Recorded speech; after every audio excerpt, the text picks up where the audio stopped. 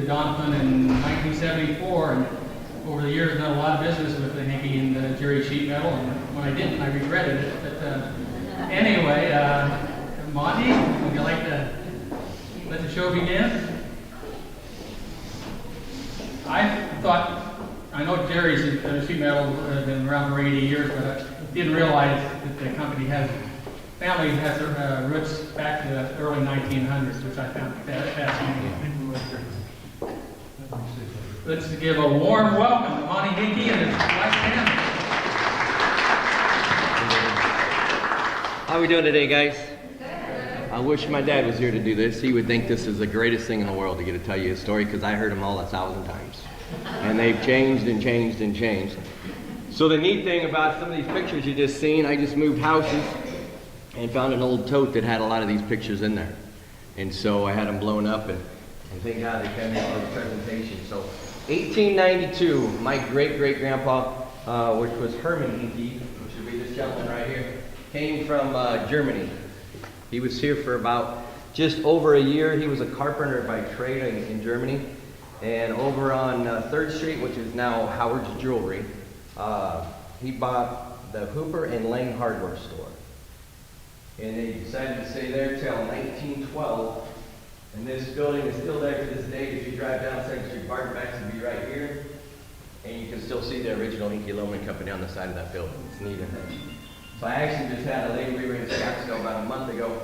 The lady did great portraits and stuff. I said, hey, can you paint this painting? I was hoping it would be here by today, and she painted this painting for us, so it's going to be really neat. This hardware store had stokers or coal-fired furnaces, which were the first ones in the town.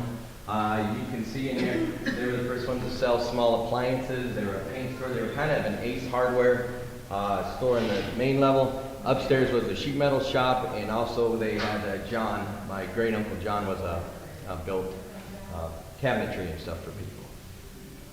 So they teamed up with Fred Loman, and they were at that store until my great-grandpa passed away at the age of 76. They moved that store to what they call now Jifco, was taken over, which was a heating cooling place over there, which would be where like Larry's Appliances right now. And there were the six brothers here. So Grandpa had 6 brothers. He had Herman, which was the main one. He was kind of the big wig of the group. He ran Jifco. He ran his store for years until his son took it over. Otto was an architect in Scottsbluff. He lived to be about 74. He actually had a couple of sisters. Both of them died. Helena died at the age of 1.5. Had another brother that died at 7 months old.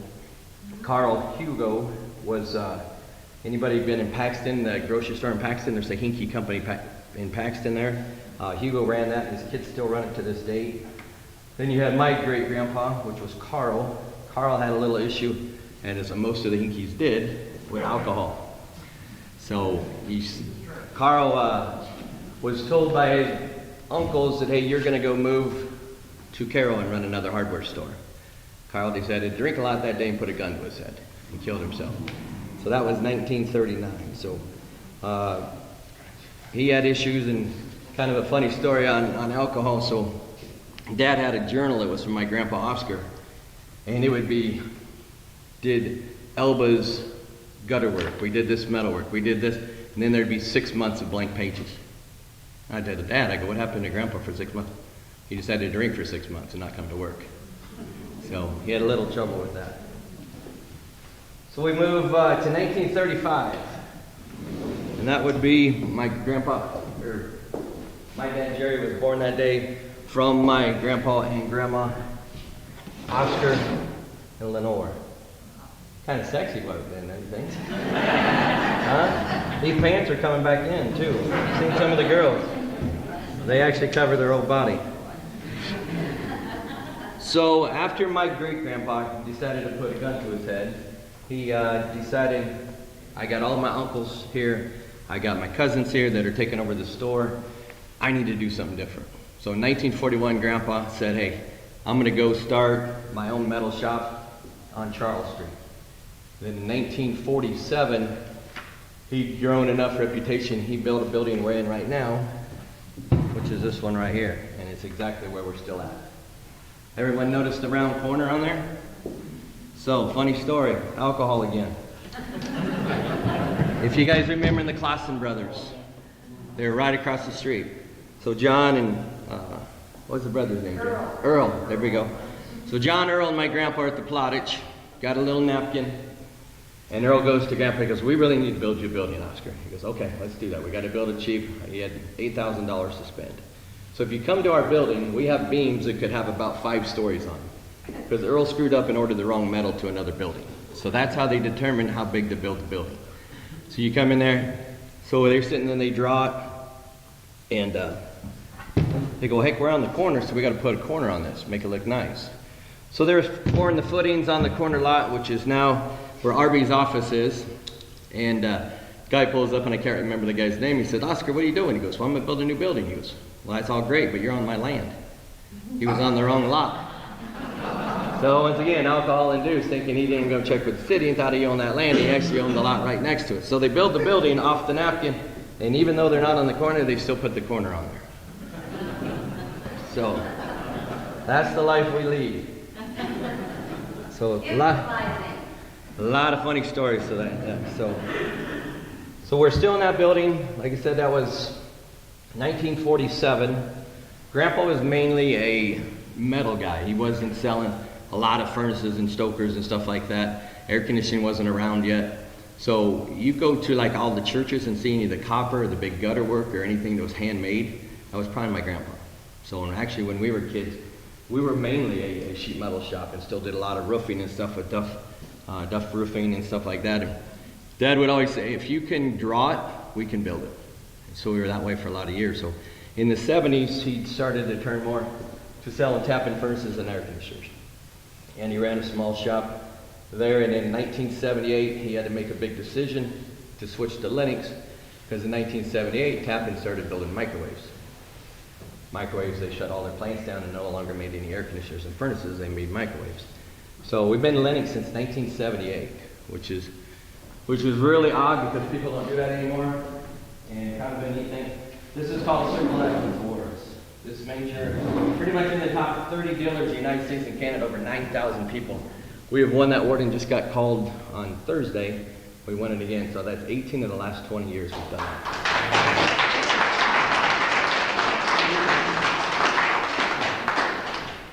So it's kind of neat to take a place like this and kind of get back to the newer history of the Hehnke family. In 1986, Jay came back, right? It was 86? And so Jay came back, and about 89, my other brother Casey came back. I was actually a radio DJ play-by-play guy, and my mom kept coming, your dad is the most unorganized guy, and I'm anal about everything has to be perfect. And so she goes, you need to come in here and take the office over. So I didn't want to do it. I was always kind of the black sheep of the family, and it said, you know what?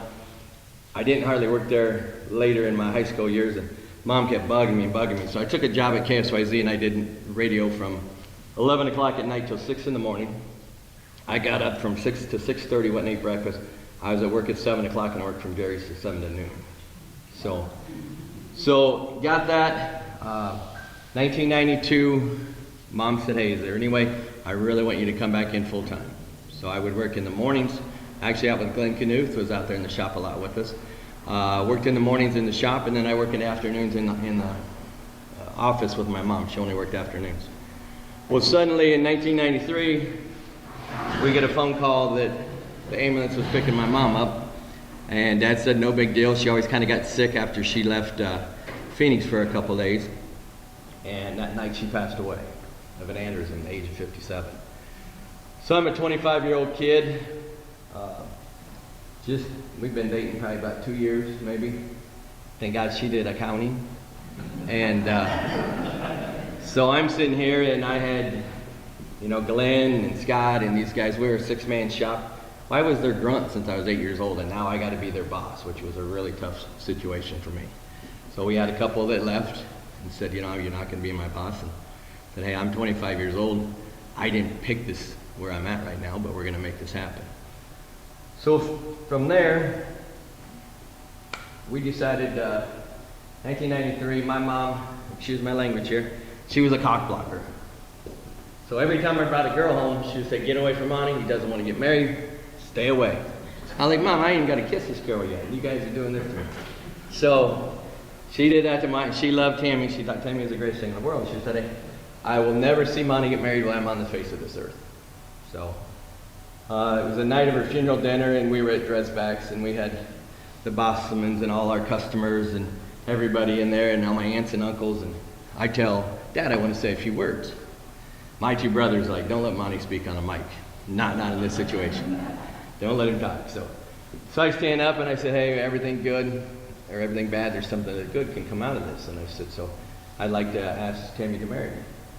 So now everybody that sees my wife going, how the hell did I get that girl? Well, that's how I got her. I did it on her funeral day. So we go off to Vegas, get married.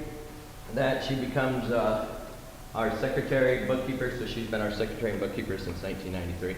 So we would work all day long, and then at night, she was working at Countryman's, and at nights we would go do double entry accounting together. So that's how we kept it going. So we were a 6 to 8 man shop. We've been as high as 75 people. Just a couple years ago, we're running right around 48 to 52 right now. So it's what I call an adult preschool. Yeah, so anybody that has employees or had employees, you know what I'm talking about. In today's world, it's a completely different world. So Dad passed away 3 years ago. Is that right? 2018. And one of the neatest things I thought we could have done, if you guys seen it in the paper, we had every one of our trucks out in front of Fawner Park. And I don't know what the total count. Dad was the guy that if he offended you, I apologize. He said whatever he thought was on his mind. I remember we would always, for some reason, clean the garage every Saturday. We had the cleanest garage in the world. And some of you guys probably still have the blue jumpsuits. Dad had that on every Saturday. So we'd sit there, clean the garage all day long, and he'd be like, all right, chick, we're going to dinner. We're going to Dresbach's. And Mom would you out yelling, change your goddamn clothes, Jerry. And he'd like, I got more money in my goddamn pocket than these guys do. And he'd just go on, and he'd go in his jumpsuit to dinner. So he did not give a crap what you thought about it. So pretty neat. This, just to go over some of the pictures, this is my grandpa right here. And that's kind of like a Hollywood looking movie. So that would have been Jifco, which was what started, that was Bill and John when started that company. And we actually bought a lot of the parts and ended up buying all the patterns and stuff out just about 15 years ago. So it's no longer there. But if you look at the old Jifco pictures, they had overalls on, but they all had the same size overall, but they just rolled them up depending on what your height was. So I was like, Dad, I go, why they got it there? And you got a little skinny guy and a big guy. So this is the neat one. I had a guy come by one day and says, hey, I think this is your grandpa. So this is my grandpa right there, Oscar. He's probably about 12 years old. And this guy had it, found it, he was cleaning his house out and found it. And I'm guessing grandpa was about 12 years old, so he was born in 1912, so I've been about 1924. So that's my dad. This is what they built. So outside of this building over here, Rudy was out there, and he was the first furnace that actually had a blower with it. So you had coal-fired furnace or stokers back then. Then the stokers turned into natural gas-fired units, and now that's kind of how you got furnaces today. So imagine that. Original shop right there. Some neat articles, if you guys want to look at them later on. I kind of had a guy come in and give me all this. So this is the original Jifco down there on Elm Street. And so that's why I said there's a Herman and John ran that. Here's kind of a neat picture. Just to kind of show you what kind of shop we had when we took over. This is after they did, remember when they did St. Francis and turned it into Francis Villas. So we had, Son, are you in that picture? I'm in that picture. Yeah, you're okay. Mustache here, Glenn, and Mustaches. tall here, Gary, Don Forrest, Larry Bowles. Who's the short little guy on the left? I'd have to look at it. I don't know that. Probably Blue It is the Billy. Doty, yeah. So you're sitting there like 2, 4, so you had 6 guys right there. So that's what Dad ran for a lot of years. And the thing is he told me in about 1994, I said, Dad, if we ever sell a Maine, you ever sell a Maine money, he goes, I'll retire that day. We sold a Maine the next year. And he stayed there every day. And he could sit in his chair, and I walked out at least 5 times on the guy. I mean, he was good about letting his kids take it over, but he also it was still his company. And so he would sit at his desk, look across the street, and our warehouse has a big Jerry sign. He goes, "You see that sign over there? It doesn't say Monte Sheet Metal, does it? It says Jerry Sheet Metal." And then he pointed at the shirt and said, Yeah, "That's me." see that name? I don't have to put my name on the other side because this is me. So I heard a lot of stories and stuff. So Dad, just a little bit on my dad, was a hell of a baseball player. So he had a chance to go pro. One reason he didn't, my grandpa and his struggles with alcohol and stuff. But Dad he was in Georgia, Fort Bragg, Georgia, played baseball, and then he was in California, in Santa Barbara. But he mainly had his baseball days down in Fort Bragg, and he said that he never once picked up a gun. He never had to do anything, not even put any Army clothing, nothing on. He was a baseball player, and that's all they had to do. So he said he went 0 for 4, and he got ripped as a pitcher that same day in a doubleheader. He said he woke up at about 4 in the morning that day. He's like, I didn't get up till 10. And they're knocking on his door 4 in the morning. Go, you're going to go see the general. So he goes in there. Guy has a baseball bat and a glove and a gun. And he goes, if you have another game like that, you will not be using that, you will not be using that, you will be using that. So Dad goes, I had a really good game that afternoon. So he went there. They moved to California with the Army. My mom traveled with him. She actually was a secretary for Charles Schultz for Snoopy. So that was kind of neat. So we always had Snoopy and stuff around as a kid. So Grandpa moved back, or my dad moved back to help Grandpa. Mary could probably tell you better than I can. This is my Aunt Mary over here. Is that Dad wanted it his way and his way only. Grandpa wanted his way and his way only. So imagine those two trying to get together. Didn't work real well. So Dad told him at the age, Grandpa was only like 52, and said either you need to leave or I need to leave. And Dad won the battle somehow, and Grandpa was no longer with the company. So on that note, he kept it going. That had been about 1958, 59. He kept going, but Grandpa had left Dad in a really bad financial situation, which Dad did not know at that time. He was about $30,000 in debt. $30,000 at that age is like having $300,000 today. So Dad went to multiple banks in Grand Island. I mean, Overland, First National, Home Federal, everybody that was open at that time, and they said no one would give him a loan. So Don Huseman from Lacey's, which was one of my dad's best friends, just catty corner, and Don said, hey Jerry, I'll sign the note for you. I can see you're going to take this business and take it in a different direction. And Dad said, if no one's going to loan me the damn money, I'm not going to give it. So they were actually planning on shutting the doors the next week. And Dad had a baseball game up in Bolus, and after the game, they go to the Golden Nugget like they always do. And Andy Jensen, which owns Bolus State Bank, said, Jerry, I heard you're having some financial trouble. He says, yeah, Andy. He goes, I'm about $30,000 in debt, and I need a little money to get us going. And Andy says, well, you stop by the office on Monday, and I'll write you a check. So he wrote down a check for $40,000, and we still bank at the Bank of Bolus.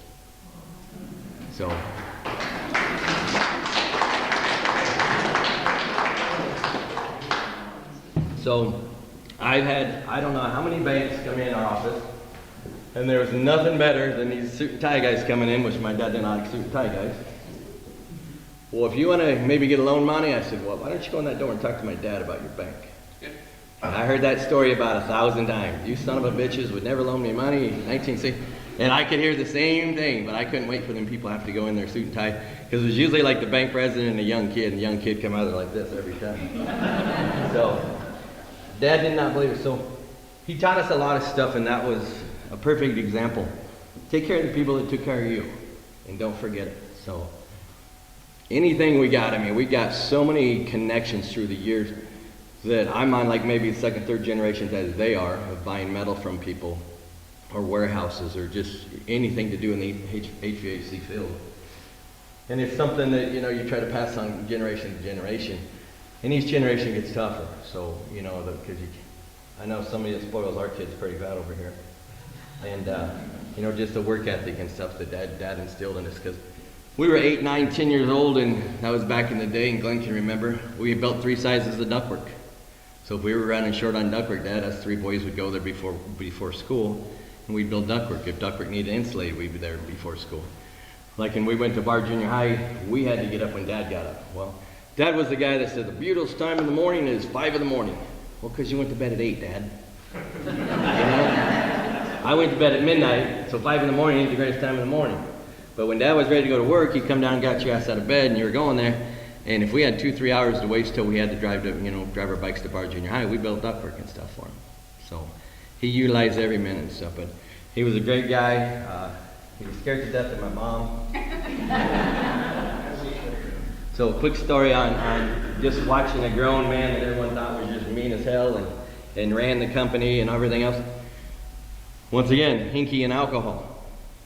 He goes to the Plotix, your mom's in Phoenix, and you have to walk up 5 sets of stairs, and to the left is a whole bunch of my grandma's, great-grandma's carnival glass.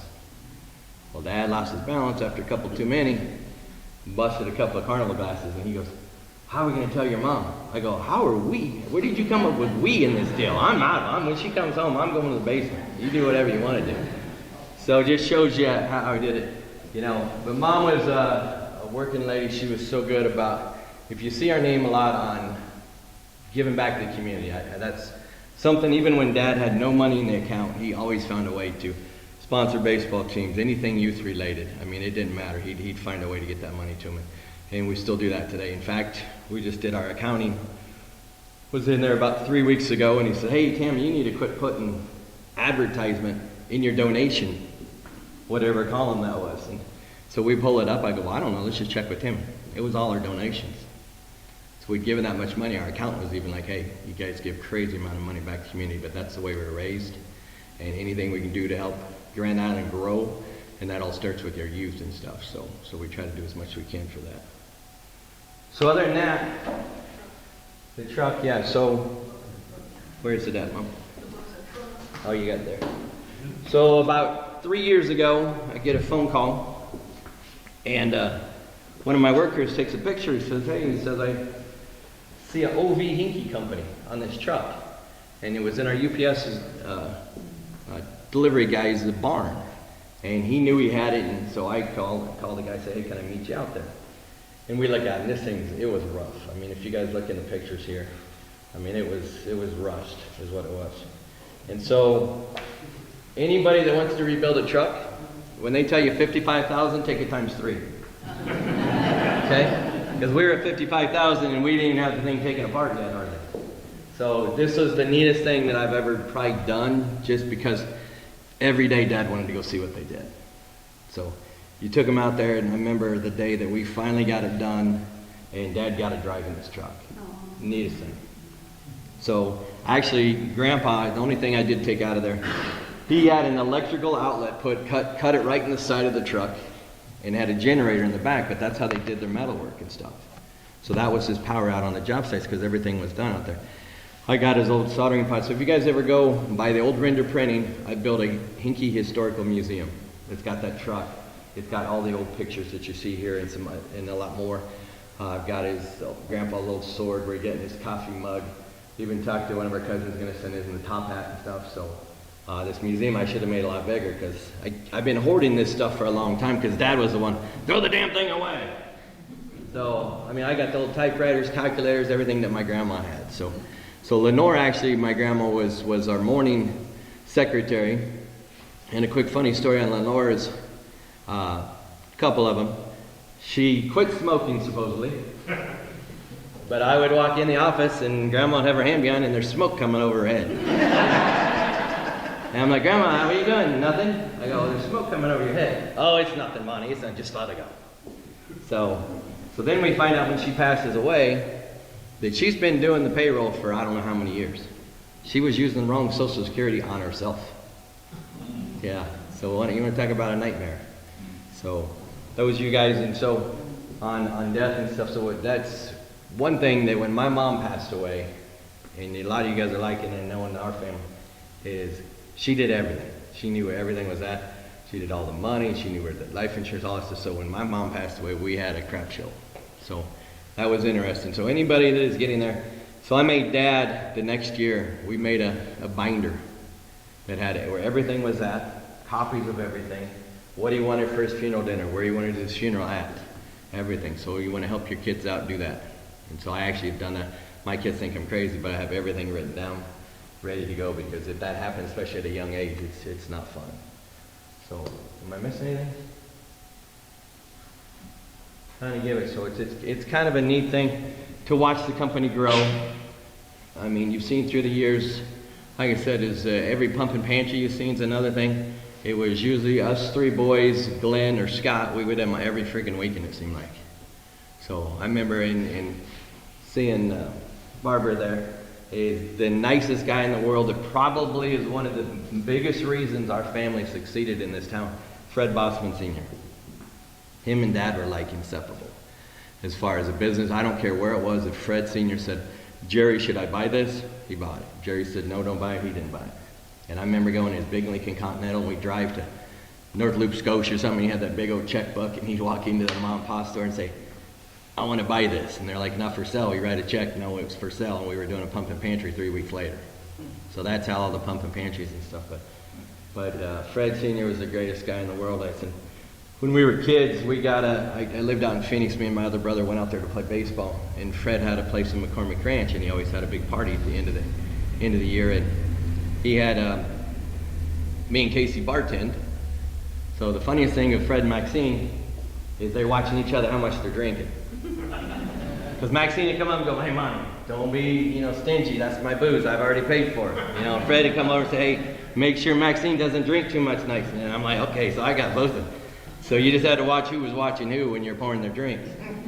So, but talk about it, great people. They have us there, and then at the end of the year, whatever booze and whatever steaks and stuff are left, that's what they would give us kids for payment and stuff. So, and Fred Sr. was, some reason around my parents didn't need to impress anybody or anything, because I remember we were at his pool, and Fred takes his toupee off and let Mom teach him how to swim at the age of probably 60-some years old.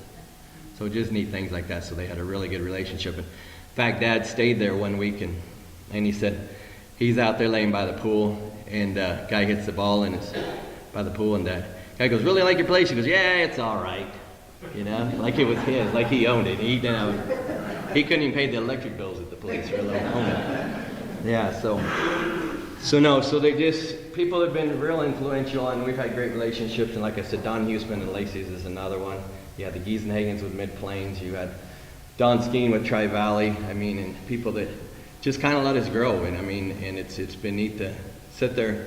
We had dreams of what we could do, and Dad kind of looking at us like, you guys are crazy, that we can take a 6-man shop and keep growing. And we just kept slowly doing it, but we did it the right way. Is we would take a guy, so like Glenn had been with us 20 years, well, you give him a helper, he trains that guy for 5 or 6 years, then that guy knows, we call it Jerry's way. Then that guy becomes a foreman. We slowly did that through the years, and we built it to where we're at now. So Glenn just retired last year after... Jerry told me one time there's the right way, the wrong way, and Jerry's way. Yeah. So I don't know how many years you ended up with us total. I think it's 38 years total. Yeah, because I know Scott's got to be 65 probably. Right around there now. And he started it when he was 16 in Orr. So that was the other thing I was going to touch on. So Dad, for some reason, always felt bad for people if they didn't succeed. And, I always look at the way you're going to be who you are. You're going to make yourself. And so I always, to my kids, is, be that guy that does the extra thing to make yourself better. And I said, we try to do that with our employees. So Dad always felt kind of bad that he got the business. Well, he really didn't get the business. He bought it, and he did his way, and he had a big debt to pay back. And my Uncle Tom worked for us all those years. And God, what did we figure out, Jay, what year that was? 70 what? And we started TJ Heating. 78, we started TJ Heating and Cooling up in Ord, Nebraska. And it'd be right by the golf course, right across from the Vets Club there. And then, here we go again, Hehnke and alcohol. My Uncle Tom worked pretty good for about 2 years, and then about the only place he worked was at the Vets home and sitting at the bar. So Dad, I remember, gosh, I was probably about 16, and I remember we took every truck we had, which was probably 4 at that time. And Dad got in, and we were up there first thing in the morning. I heard him yelling at Tom in the office, and Dad said, start loading the sumbitch up. And we took all the shears and everything, put it in the truck, and he told Tom, if you want a job, you drive to Grand Island every day. And Tom drove to Grand Island for a lot of years for us. So he passed away probably about 5 years ago. Mary, does that sound right? Yeah. So through the years, a lot of good, a lot of bad. And like I said, the thing with the Hehnke's, I was even sending these pictures to Mary, and she goes, I don't know who they are. They never talked about it. And for some reason, and it's still kind of the same way today, is, I mean, we don't know any of our relatives other than our close relatives. And it's just odd, maybe, because you hear some people, I know this. So I actually, the crazy thing is, I had a high school class, and this is the family tree that my grandma, or my mom typed on her old typewriter here. And that's probably what saved me. So just to find everything and trying to figure out who everybody is we got it to that point. So I wanted to take this history, because a lot of people can talk about their relatives and their families and stuff, but I wanted to take it and make a museum, and that's what we're doing here. So we're going to have a timeline that'll go all the way up to today, and hopefully it keeps adding on to it down the road, so when our great-grandkids can come in there and see all of this stuff. So that's all I got, guys. If you got any questions or anything, Barbara? I want to just say how proud we all are of Jerry Hehnke and your family, and we have such great memories of my dad and Jerry. Yeah, They had many good times. No, yeah, well, I'm going to give you one more. And lots of work time. I'm going to give you one more just on so we get married in Vegas, and so Dad just got kind of a bigger suite to have the after party on and stuff. So Fred and Maxine are still in there, and Fred's sitting over here, and Maxine's sitting on the bed there, and she goes to walk, and she'd had a few too many. And she rolls over the bed, and her wig comes off. And Fred, if you remember, Fred's hands are about this big, and he's like, "Fred, guy, time for us to go." Walks out. So I got some great stories. I won't tell them all, Barbara, so I'll leave it there. What you got, Wayne? Is Casey still involved in the business? Okay, we bought Casey out in September of last year. Oh, okay. So yeah, so he did all our large commercial jobs and stuff. So dummy me, I said, well, I'll just do it all. I didn't hire anybody. Yeah, so no, we're still doing it. We're negotiating a job with O'Hara in Middleton right now in Kearney for $12.7 million. So we're still doing a lot of the big commercial. We've been at St. Francis for 8, 9 years probably. And we just did some more stuff over there. We were at Offutt Air Force Base and stuff, and our vision, Jay and I, is we spent too many times sleeping in other people's motels and stuff where they have families at home.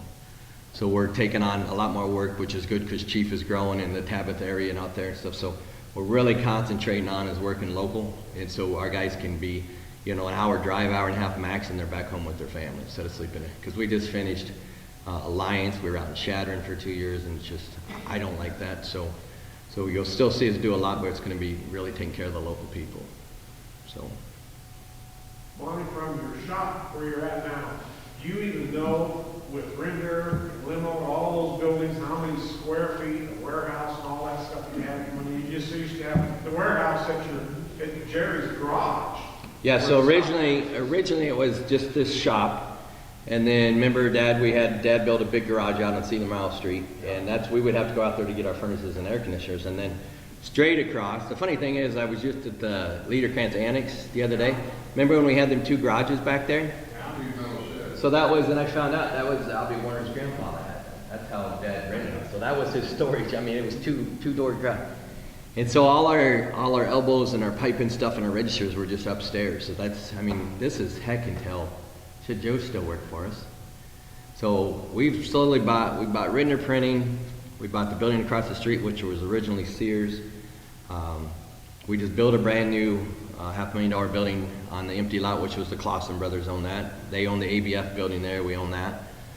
We bought the limo building across from Dennis Supply. We bought the Art Crafts old lot there. I would say, scaringly, because I have heart attacks once in a while when our cash flow isn't very good. I would say we probably have $4 or $5 million of just inventory right now. And it's because of the supply chain is a disaster. I mean, we have one building that pretty much just has flex duct in it. And we probably have more flex ducts than anybody in Nebraska, but we won't even sell a box out the door because you can't even get them at Home Depot and stuff. It's starting to get better. Rooftop units, to go put a rooftop on like a building right now, used to be able to get in about 3 days ship time. We're getting some of them 14 to 16 months to get a rooftop right now. So I'm buying rooftops anytime someone doesn't take it in a warehouse or something. Lennox calls and I said, we're stocking in, we're up to 15-ton rooftops. So say we just had one at Tommy Guns the other day. So we got a 10-ton unit. how do you tell someone you're gonna have no heat and cool for 14 months? I mean, that's the supply chain out there. So I had dark hair 2 years ago. Yeah, Jay. It's a tough world out there. I said, so getting employees and stuff, and it drives me nuts. I see this, $3,000 signing bonus. Okay, I got 50 guys. What am I getting them all $3,000? They're the ones that are dedicated to our shop. They're the ones that work here. Why would you pay someone $3,000 to come work for you? So what we did is said, hey, if you can go find me a helper, you're going to get 500 in 6 months if he's still here, and another 500 a year if he's still here. Take care of your own employees, because you don't know how that kid's going to work out. And now all you did is piss all your employees off that guy just got $3,000 and you didn't, and you're working for me. So I don't. Through the pandemic and the supply chain issues, I'm baffled at the way some people run the company. And I mean, I'm not perfect at what we do. I think we've been very successful at what we do. My wife tells me I got to slow down a little bit. And so if anybody that knew my dad, he did 100 miles an hour, but his main trouble was he was unorganized bad. I mean, you might have got a bill a year later. Phipps, you can probably remember that was Skagway. He probably went, where in the hell is this bill? Well, you did it last February. Dad just found it on the bottom of his pile. So and I'm going to give you one more Boston story, and this is the cool thing about trust. Is Fred Sr. would build the plaza out there, and sitting with Chuck and that stuff, and even the pump and pantry. Not one time did my dad give the Bossman family a bid. We had a yellow notebook pad. We wrote down at the end of the day, I don't care if it was using 16 screws, we wrote it down, a roll of gray tape, and Dad would just total it up the end. And I'll never forget sitting in his old office out there at the old plaza, and Fred was, Jerry, you need to come out here. And like gray tape, Dad charged him 25 cents or something more than he did last time.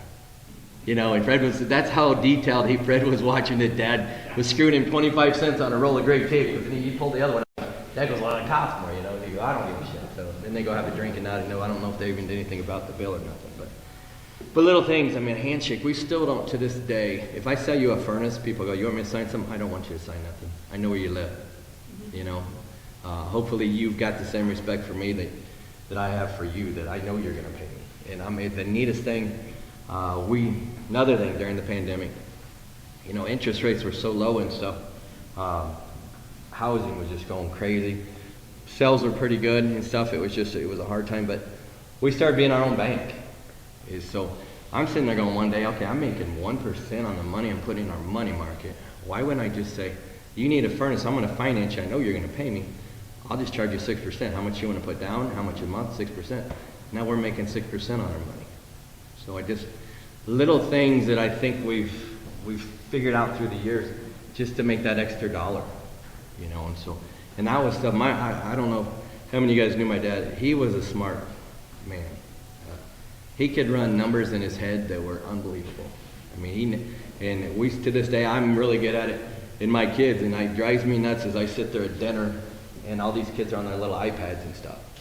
My kids did math problems, addition, English, and we did on the placemats. And they thought I was crazy. Now my kids remember and they love it. I mean, and read a book, stuff like that. And I think that's just the way our lives are changing with the younger generations. I just don't like the way it's going right now. So.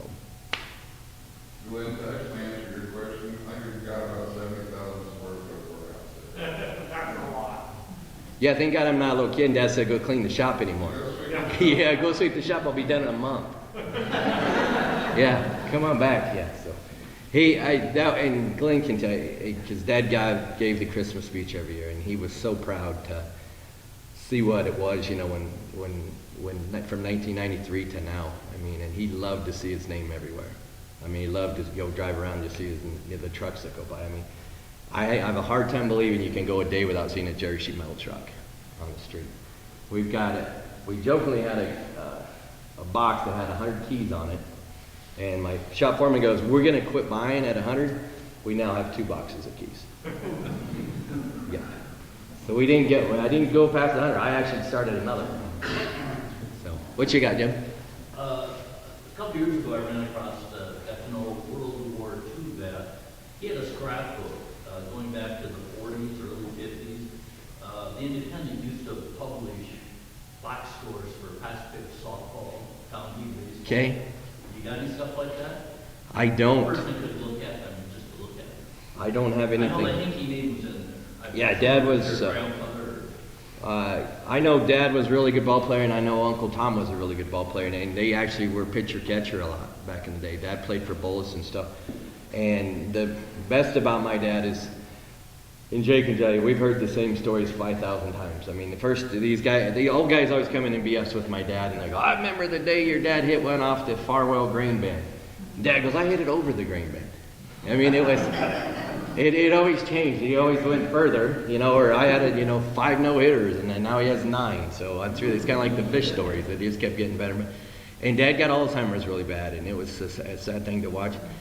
But it's funny, like Jim, you could come in and you could say something like that from 1940, and he can tell you who probably pitched and who played, but he couldn't tell you ate breakfast that morning. And it was sad. I mean, she's been there since 1993, and he would come every morning and say, is that lady coming in today? Didn't know his grandkids. It was the worst. Anybody that's had to go through that, it's just the worst thing. I hate to say it, but I kept every day going, this is not the life he wants to live. So, yes, sir. Who restored your panel truck? Sloggets did it. Sloggets, out on Highway 30. Dinsdale did it. It was Where is it at now? Yeah, render. So the old render, it wasn't Dinsdale, so the old render printing, that's where I built that museum. It was rented that. It's an all-glass museum of render printing. 720 Oklahoma, right in front of the main building. Right next to Little House.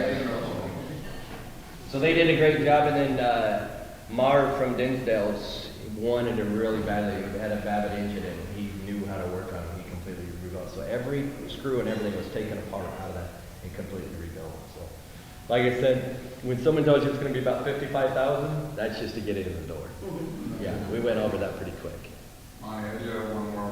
We're talking about the $1 million that everyone sold Yeah. $1 million. In 2001, we did the St. Francis Tower. We got a check for $1.3 million. He goes, get in the truck, we're driving this bull, can't trust the mail to get it. We still do that a lot. It's sad, but I mean, I don't know how many trips, and you've made a few in the last year.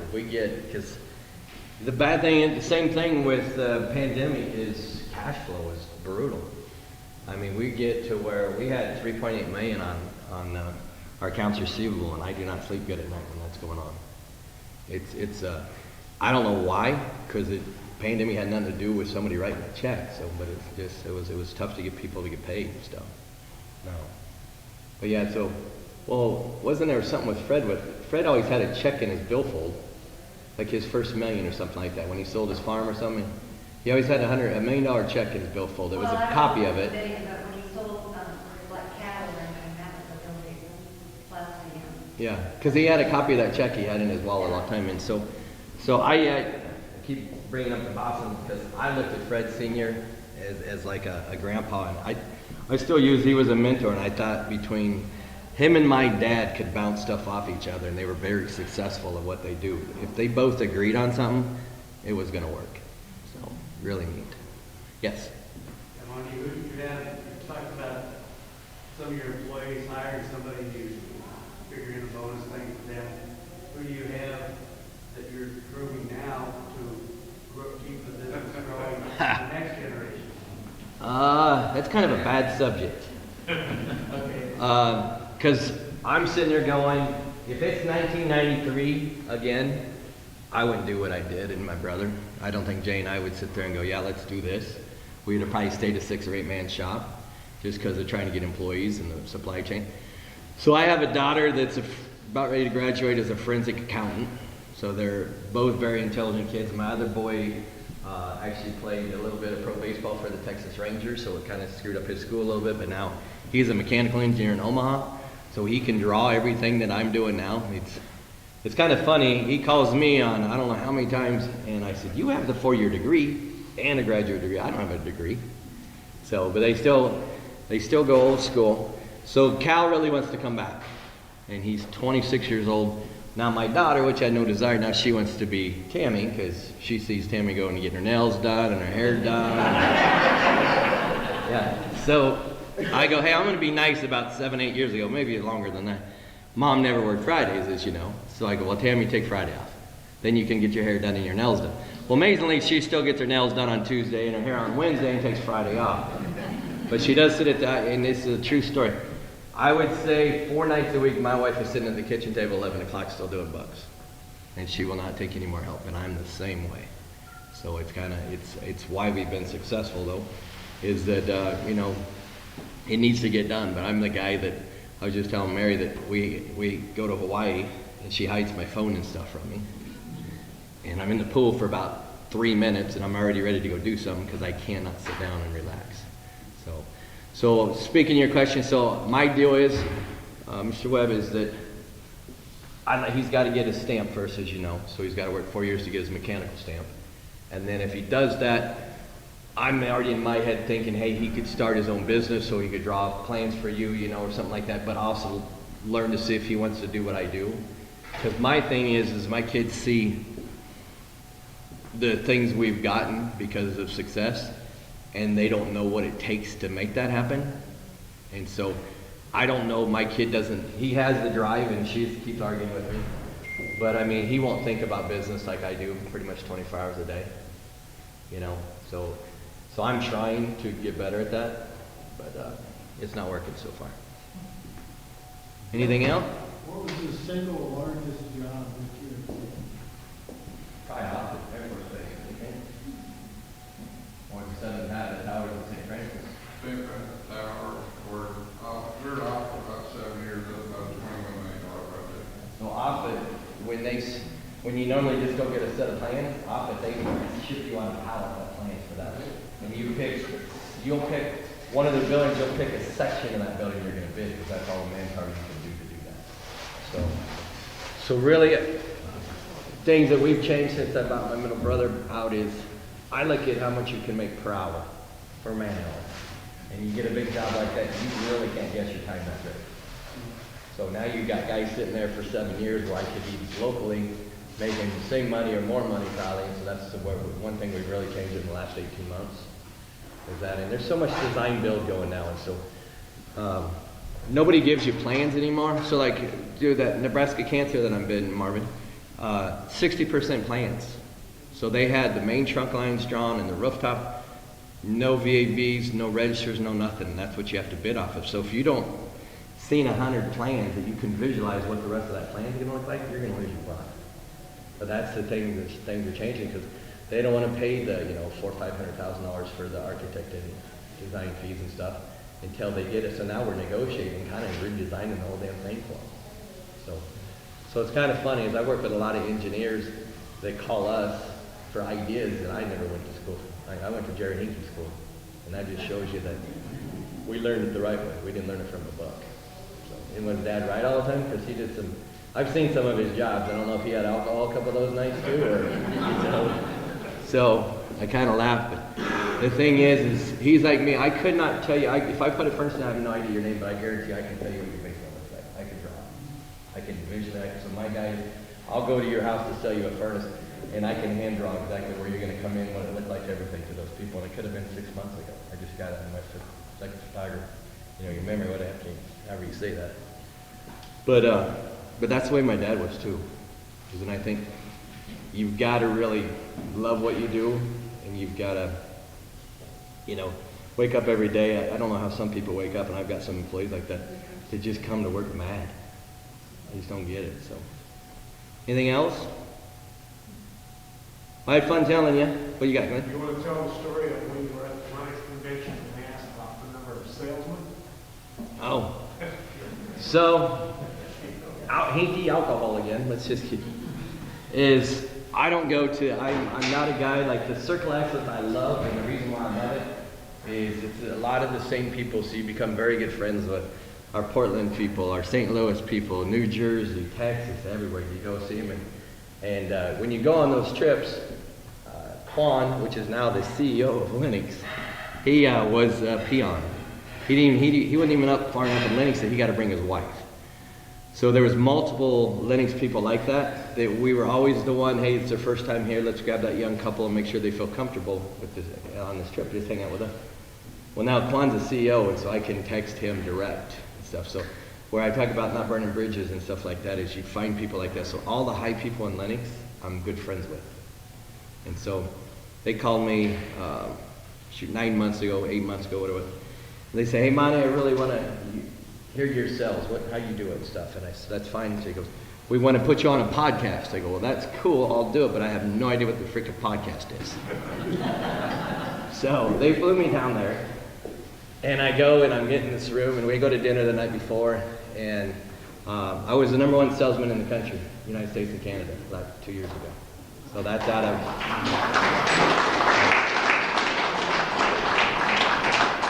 So we sold in Grand Island, Nebraska, $3.6 million of Linux 2 years ago.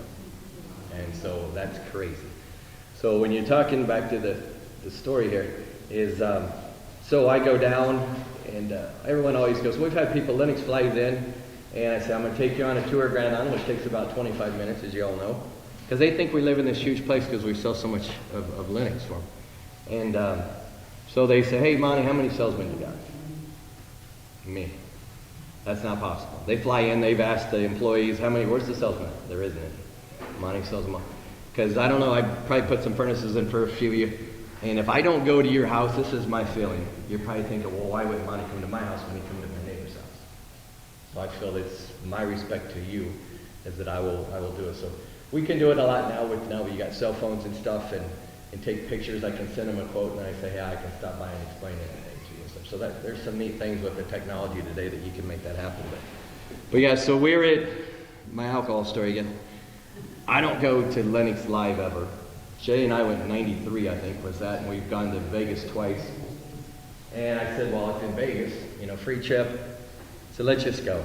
So I don't go to any of their meetings, because I hate a guy in a suit and tie giving me all the bull crap of this is what the interest and, how the housing sales are going to go, because it doesn't affect us in Grand Island, Nebraska. And so I'm down at the horse races having a few cocktails. And they just told me I had to be at room 608 at 6:15. So I'm thinking, okay, I just play some more. She comes down. My rep calls me and says, you need to get up here. I go, it's like 5:30. You told me 6:15. He goes, they're giving awards out now. I go, I don't care. Just give them to someone. I don't care. I don't know how many times I've just given our awards to someone. You can just have it. I don't believe it. And so I walk up there. I got 2 Crown and Waters in my hand. And I seriously walk in the door, and it's huge. There's probably 6,000 to 7,000 people in this room here. And Salesman of the Year from Grand Island, Nebraska, Monte and Hehnke. And I'm like, oh, shit. I'm like, I've been drinking since 1. It's 5:30. And I have to walk down probably 100 yards, it seemed like, to get to the stage. And got up on the stage and got my award and stuff. And it was really neat. And Mike Hart, which is a guy from Linux, which was #2 with Linux, that was his last year. So I stood up there and I said, I dedicate this to Mike Hart, which was really cool. Because he's helped us. I mean, some of them Linux people really helped us when we needed help and stuff. So same thing. And it's neat that we can go on these trips and we sit with the head people of Linux all the time. And it's not because of our sales. It's because they like the interaction. We don't talk business with them. They're on a vacation too, just like us, so why do I want to talk Linux? And if they want to talk anything about Linux, I said, have breakfast with me the next morning. Because I'll never forget, remember when Bob Tibbetts got mad at the guy from Omaha? Where we were at, so Bob Tibbetts is Dave Lennox, the actor. And Bob likes his alcohol. So we're sitting there and we're having a good time, and this guy from A1 from Omaha comes up and goes, hey, I really want to talk to you. It's 9:30 at night. We've been all day. And Bob finally told him, you need to get the hell out of here. Me and Monty are trying to have fun. Because this guy he just wanted to know what our ideas were, how we're doing what we're doing. But it's 9 o'clock at night. It's our vacation, kind of time to get away. But it is kind of neat when people say, because you got every little shop and they got their little cars for their salesmen. I don't know about you guys, but salesmen are a pain in the ass. So when I went and did the podcast, I had a kid. He gets out of the car. He's got pink pants on. He's got an orange shirt on and fancy shoes. I got my boots dressed just like I am, and I'm thinking, oh my God, I got to do a podcast with this guy? This guy is at your house, and he sold a lot. I'll give him credit. He's #2 salesman in the country. But he's at your house for 4 hours. Who wants to listen to somebody for 4 hours? My dad taught me, and I went into a lot of bids since I was a little kid. Dad said, if you cannot sell that in the first 10 minutes, you don't do your job. You should be able to sell in 10 minutes, and only 2 of those minutes should be talking about Linux.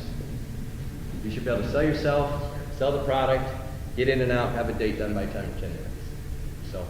Usually people, and some people are like, hey, the last guy was here for an hour and a half, and I go, that guy's got an hour and a half. I don't have an hour and a half. I got 10 minutes, I'm gonna get you sold. And hopefully our reputation makes, precedes ourselves, so. Anything else? I think I covered everything. I appreciate your guys' time. If you guys wanna look at any of the pictures or anything.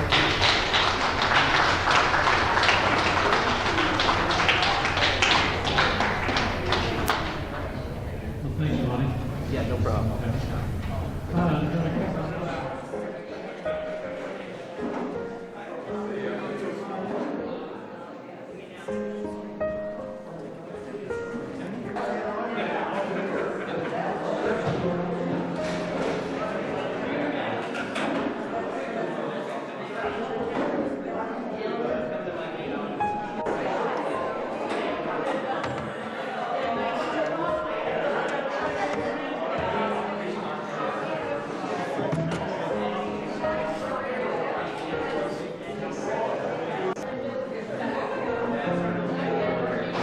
It's candy.